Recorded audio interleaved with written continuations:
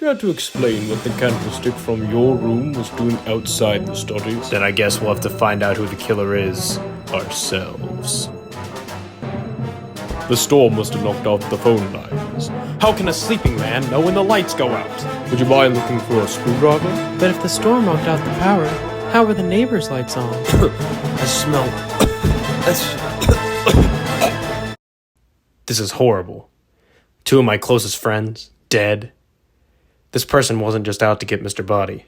They're here for all of us. Stay in groups. It's too dangerous to be alone. That's all I have to say. Wait. What is it? These marks. They could have been made by the candlestick. They had to have been made by something like a wrench. This is great. It should help us find out who the murderer is. But I think we should keep it from the girls for now. Why is that? I believe one of them is the killer. How do I know you're not the killer and you're just trying to keep your secret safe? You really think I'm the killer? You can never be too sure. I'll keep it a secret for now, but the moment things start to get suspicious, I'm telling. Checkmate. Well, it's getting quite late. I'd best go get dinner started. Would someone please come to the kitchen with me? I will, Miss White.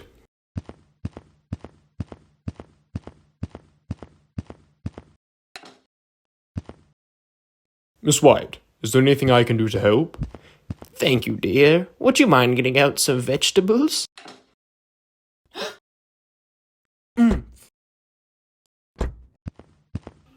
White?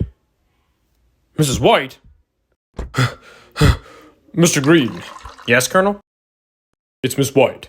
We were in the kitchen, and then she just disappeared. This can't be good. You two stay here. Colonel, let's go. Where do you think she could be? Mr. Green, get away from him. He's the killer. This is ridiculous. Get away from me. What's wrong with you? I'm innocent. Then why'd you take the knife? You took a knife? For self-defense. Drop it.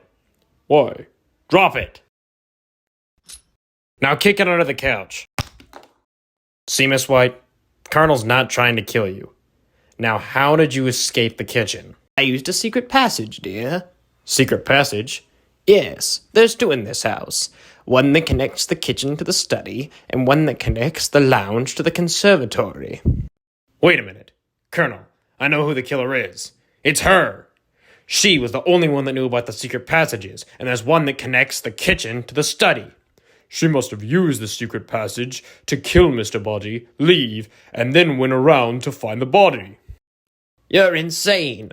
I loved Mr. Boddy like family. I would never kill him. I forgot about the secret passages when I found the body because I was so flustered. Don't try to lie, Miss White. Colonel, remember when you were saying that the marks on Mr. Boddy's head had to be made by some sort of wrench? Well, when Professor Plum was trying to tell me something before he died, he kept talking about smelling something when he was getting the screwdriver. He must have smelt Mrs. White's perfume on the wrench. You've gone crazy. We need to go check the wrench. That will verify our theory. Crap. This perfume sure doesn't belong to you, Mrs. White. Does Mr. Boddy still keep his revolver under his bed? I believe so, dear. Colonel, stall her for as long as you can. I'll be there soon. Miss Scarlet! Take another step and she dies. Don't be rash now.